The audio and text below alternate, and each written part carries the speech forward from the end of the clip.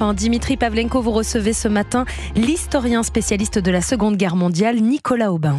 Les 80 ans du débarquement. Vive la France! Vive les Alliés! Semaine spéciale sur Europe 1. Bonjour Nicolas Aubin.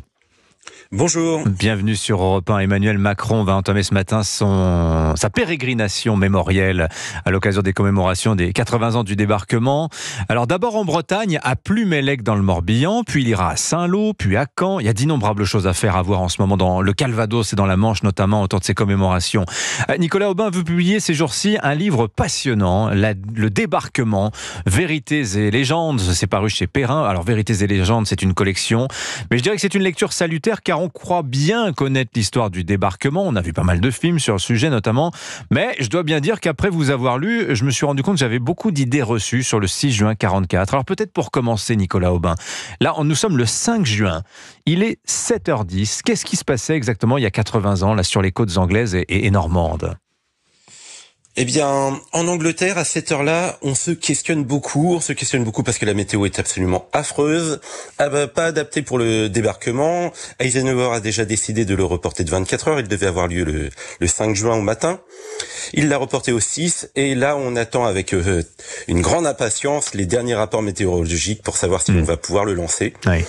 Et du côté de l'Allemagne, en face, c'est également cela. C'est la météo qui est au centre des attentions, avec cette fois-ci beaucoup d'espoir que le mauvais temps se maintienne.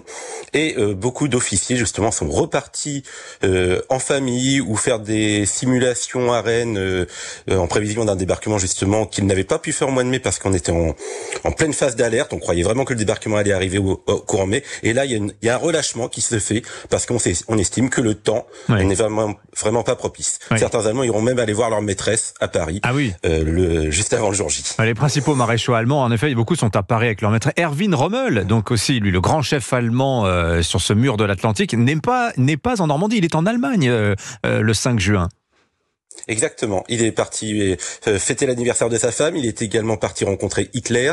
Et donc, c'est une armée allemande amputée de plusieurs de ses officiers généraux qui va être frappée le 6 juin au matin. Alors, parmi les légendes du débarquement que vous battez en brèche dans votre livre, Nicolas Aubin, il y a cette croyance bien installée que, en fait, le débarquement, c'est la bataille décisive qui fait basculer le sort de la guerre. Autrement dit, le 6 juin 44 au soir, on a déjà gagné. Ça n'est pas vrai. Ça n'est pas vrai. Ça n'est pas vrai déjà parce que la guerre va se poursuivre 9 mois, dont 3 mois en Normandie dans une bataille très très rude. Donc la guerre n'est pas gagnée, loin de là. La guerre allait être gagnée allait être gagnée, c'est certain. Depuis 1941, l'Allemagne est sur la pente descendante et en 1944, elle n'a aucun moyen de renverser la situation, même si Hitler s'accroche à un espoir. Donc le débarquement ne décide pas de la victoire ou de la défaite, mais le soir du 6 juin, clairement, il reste beaucoup à faire avant de pouvoir planter les drapeaux des puissances alliées au sommet du Reichstag. Alors, il y a un autre aspect de la légende du débarquement, c'est l'idée selon laquelle l'armée allemande, qui était postée sur ce mur de l'Atlantique et qui fait face donc le 6 juin à ce déferlement allié, qu'en fait, elle aurait été un très très bel outil. Simplement, elle aurait été mal commandée. Le problème, ça aurait été les chefs. Vous avez dit, beaucoup n'étaient pas d'ailleurs présents. Ils étaient à Paris ou en Allemagne. Et la faute, en fait, reviendrait même au premier d'entre eux, à Hitler. L'armée allemande était très performante mais mal dirigée. Ça n'est pas vrai non plus, Nicolas Aubin. Oui, on a après-guerre les maréchaux allemands, les généraux allemands ont largement rejeté la responsabilité de la défaite en Normandie, à la fois sur la supériorité matérielle des Alliés, ce qui est très vrai, mais surtout sur Hitler, qui aurait tergiversé, donné des ordres à contretemps et empêché une contre-attaque peut-être décisive pour repousser les Alliés à la mer. Aujourd'hui, les historiens qui explorent les archives découvrent qu'en fait, le 6 juin, le commandement sur place, les généraux ont pris de mauvaises décisions. Eux-mêmes ont beaucoup tergiversé, notamment parce qu'ils espèrent avoir une vision très très claire du débarquement et ainsi prendre les meilleures mesures en un temps record. Et en fait, le 6 juin, ils reçoivent énormément d'informations erronées ou d'informations qui ne viennent pas. Donc, ils ont une mauvaise photographie du débarquement. Ils l'imaginent à Deauville, ils l'imaginent même parfois en Bretagne. Et finalement, ils sont dans la plus grande confusion, comme certains d'entre eux ne sont pas là, bien les ordres tardent ou les ordres ordonnent d'aller dans la mauvaise direction. Je pense notamment à une division de Panzer qui est partie vers Lisieux. Et plus tard, on a dit que c'était la faute d'Hitler, mais en fait là, pas du tout. Oui. C'était la confusion de la guerre. Ils ont été confrontés à ce chaos qui leur avait tant réussi dans les années précédentes et là dont ils ont été victimes. Le fameux brouillard de la guerre. Il y a aussi alors ça, c'est peut-être aussi la faute au cinéma, je dirais, Nicolas Aubin. Il y a cette croyance que nous avons, je pensais notamment en voyant le film Le Soldat Ryan, que le débarquement c'était une opération surtout, pour ne pas dire exclusivement américaine. Ça aussi, faut remettre un petit peu, chacun à sa place dans cette histoire-là, Nicolas Aubin. Oui, vous avez tout à fait raison.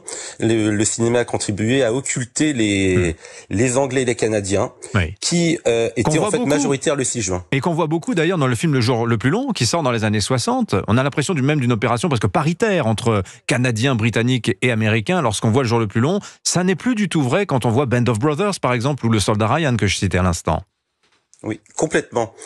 Même si déjà dans le jour le plus long, même si on les voit beaucoup, ils sont quand même cantonnés à des actions plutôt folkloriques. On a en tête Bill Millin et sa cornemuse. On a l'homme sur la plage qui oriente les troupes et qui est avec son chien. Donc, tandis que la grosse affaire, elle se passe quand même déjà du côté américain avec Omaha Beach. Mais c'est vrai que ça disparaît complètement après dans les films suivants, dans les années 90-2000. Là, le débarquement ne devient qu'une opération américaine. Ça correspond à nos images d'aujourd'hui, on regarde toujours le passé avec les yeux d'aujourd'hui, et aujourd'hui c'est bien l'armée américaine qui, lors des opérations en Irak, en Afghanistan, etc., était ultra dominante.